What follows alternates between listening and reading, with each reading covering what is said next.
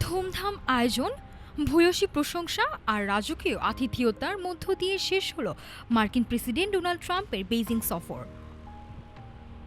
তবে দুই পরাশক্তির এই ঐতিহাসিক বৈঠক থেকে শেষ পর্যন্ত কে কী পেল তা নিয়ে শুরু হয়েছে চুলচেরা বিশ্লেষণ।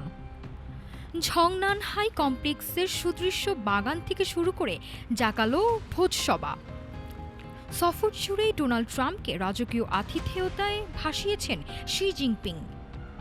মদ্যপান থেকে দূরে থাকা ট্রাম্পও সির অনুরোধে সামান্য চুমুক দিয়েছেন ক্লাসে। দুই নেতাই একে অপরকে প্রশংসায় ভাসিয়েছেন, তবে দৃশ্যমান বন্ধুত্বের আড়ালে লুকিয়ে আছে কঠিন কিছু হিসাব নিকাশ। সফরের সবচেয়ে স্পর্শকাতর বিষয় হলো তাইওয়ান। শি জিনপিং স্পষ্ট ভাষায় ট্রাম্পকে সতর্ক করে বলেছেন, তাইওয়ান ইস্যুতে ভুল সিদ্ধান্ত দুই দেশকে সরাসরি সংঘর্ষে জড়াতে পারে। জবাবে ট্রাম্প যুক্তরাষ্ট্রের দীর্ঘদিনের কৌশলগত অস্পষ্টতা নীতি বজায় রেখে সাফ জানিয়ে দিয়েছেন, তাইওয়ান স্বাধীন হোক তা তিনি চান না এবং এত দূরে গিয়ে যুদ্ধ করার কোনো ইচ্ছে নেই তার। অন্যদিকে ইরান ইস্যুতে ট্রাম্প নিজেকে কিছুটা সফল দাবি করতেই পারেন। হোয়াইট হাউসের দাবি, হুরমুজ প্রণালীকে সামরিকরণ না করা এবং ইরানের পারমাণবিক কর্মসূচি বন্ধের প্রশ্নে বেইজিংয়ের অবস্থান ওয়াশিংটনের মতোই।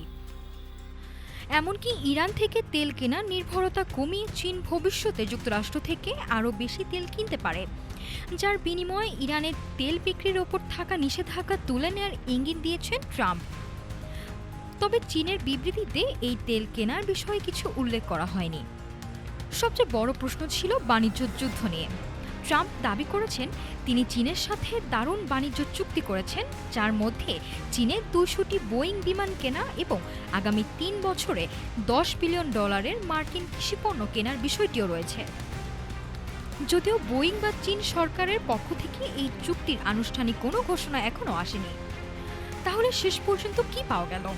অমীমাংসিত অনেক ইস্যুর মাঝেও এই সফরের সবচেয়ে বড় বাস্তব ফলাফল হলো আগামী সেপ্টেম্বরে শি জিনপিংয়ের সম্ভাব্য ওয়াশিংটন সফর।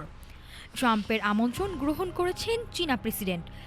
নভেম্বরে মার্কিন শুল্ক আবার কার্যকর হওয়ার আগেই সির এই ওয়াশিংটন সফর ইঙ্গিত দিচ্ছে আপাতত যুদ্ধের চেয়ে বাণিজ্য ও কূটনীতিতেই ভরসা রাখছে বিশ্বের এই দুই পরাশক্তি।